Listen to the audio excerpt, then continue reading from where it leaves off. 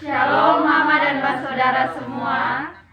Kami dari kelompok 6 pengantar hermeneutik Perjanjian Lama. Nama saya Gloria Marsanda Mikolie. Nama saya Jessica Folokusia Masu. Nama saya Gerda Detriwani Lonoata. Nama saya Jonathan Rudolf Mesa. Nama saya Diana Resa Doko. Nama saya Christian Urbanus Frans. Nama saya Karyati Florenesi Sistanenohai. Pada kesempatan kali ini, kami akan mempresentasikan hasil kerja kami berkaitan dengan tugas ujian akhir semester bergenre nubuat dari kitab Yesaya 10 ayat 1 hingga yang keempat. Dan kami akan membacakan Yesaya 10 ayat 1 sampai 4 dalam bahasa Ibrani. Juga kami akan melaporkan refleksi kami dari pesan yang telah kami buat.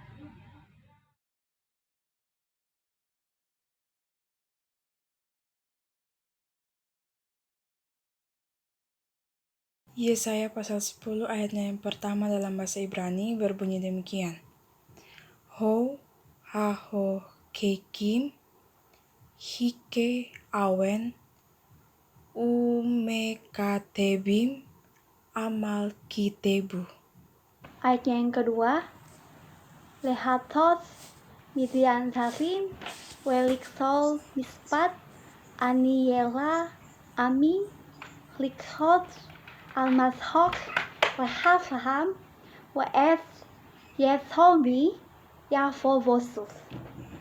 Ayat yang ketiga, Umah Ta'asu Leyon Pekuda Ulesona Memerhat Tavou Almin Tanusu Leezra Weana Ta'asbu Keboutkem.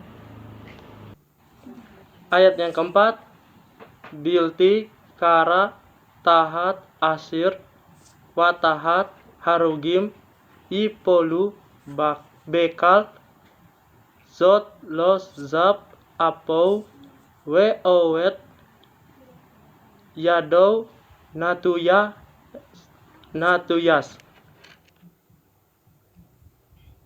Baik, kita akan masuk dalam refleksi. Dari bacaan Yesaya 10 ayat 1-4 mengajarkan bahwa ketika seorang pemimpin mengambil keputusan, hendaklah dia berlaku adil terhadap semua orang tanpa memandang status atau derajat sosial yang dimiliki. Namun, pada kenyataannya dapat kita lihat bahwa di masa sekarang ada beberapa pemimpin yang melalaikan tanggung jawab ini. Bahkan mereka menyalahgunakan kekuasaan untuk kepentingan pribadi yang cenderung melihat status sosial yang dimiliki seseorang ketika hendak memberikan bantuan kepada mereka. Jika orang tersebut memiliki status sosial yang tinggi dan memiliki kekayaan, maka pemimpin lebih memilih untuk membantu mereka, sekalipun orang-orang tersebut bersalah dan harus menerima hukuman. Akan tetapi, para pemimpin memilih melakukan hal tersebut karena mereka akan diuntungkan. Sebaliknya, jika orang-orang tersebut memiliki status sosial yang rendah dan hidup dengan apa adanya, maka pemimpin tersebut lebih memilih untuk tidak menolong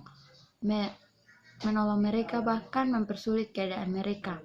Pemimpin tersebut tidak menyadari bahwa kedudukan yang mereka miliki sekarang adalah berasal dari Tuhan, dengan melalui orang-orang yang memilih mereka seperti orang-orang kecil yang sering tidak dipandang oleh mereka, bahkan yang sering diperlakukan tidak adil. Dalam kehidupan seringkali kita menemukan pemimpin yang seperti ini. Mereka bersikap acuh tak acuh, bahkan tidak peduli dengan keadaan sekitar. Terlepas dari pemimpin ini, mari kembali kita merefleksikan diri. Apakah kita menjadi pemimpin yang lebih memperdulikan status sosial seseorang, ataukah kita berlaku adil kepada orang lain tanpa memandang status mereka, apa yang dia miliki? Selain itu, ketika kita menjadi seorang pemimpin, kita terkadang menyimpang dari apa yang dikatakan Tuhan dan cenderung mengikuti apa yang diikatan dunia dan kenyamanan kita. Salah satu contoh tindakan yang kita lakukan sebagai pemimpin yang menyimpang dari perkataan Tuhan adalah kita tidak mengikuti hukum dan ketentuan yang sudah diterapkan dan berlaku tidak adil terhadap orang-orang yang lemah, sama seperti yang dilakukan oleh para pemimpin di Yehuda, yang mana mereka tidak mengikuti hukum Musa dan memeras para janda, anak yatim piatu, dan orang-orang lemah. Contoh lain yang pernah terjadi di sekitar kita, yaitu ketika ada bantuan yang diberikan oleh pemerintah kepada seluruh masyarakat di Indonesia, tidak semua warga mendapat bantuan tersebut. Alasannya hanya karena mereka adalah pendatang atau bukan warga asli dari daerah tersebut, walaupun sebenarnya mereka sudah berdomisili di daerah tersebut. Hal ini menunjukkan bahwa pemimpin itu telah menyimpang dari tugas atau wewenang di mana sebagai seorang pemimpin haruslah memiliki sifat keadilan kepada semua orang tanpa memandang dia dari golongan mana. Dapat dilihat juga dalam lingkungan jemaat, sebagai seorang pemimpin haruslah bersikap adil dan bertanggung jawab. Sampai saat ini masih sering kita temui pemimpin-pemimpin yang berlaku secara tidak adil, di mana mereka memilih untuk lebih bergaul dengan orang-orang yang secara ekonominya baik dan dihargai oleh orang lain dibandingkan orang-orang yang dilihat dari segi ekonominya tidak terlalu baik. Meskipun seharusnya sebagai pemimpin dalam gereja kita bersikap adil dan bertanggung jawab kepada seluruh warga jemaat tanpa memandang adanya perbedaan. Karena sebagai seorang pemimpin tentu kita mengetahui apa yang baik dan benar serta apa yang harus dilakukan sebagai seorang pelayan yang diutus oleh Tuhan untuk memberitakan ajaran yang bersumber dari Allah. Sehingga penting bagi seorang pemimpin gereja untuk berlaku adil dan melakukan apa yang menjadi kehendak Allah dalam nubuatnya agar semuanya terpenuhi.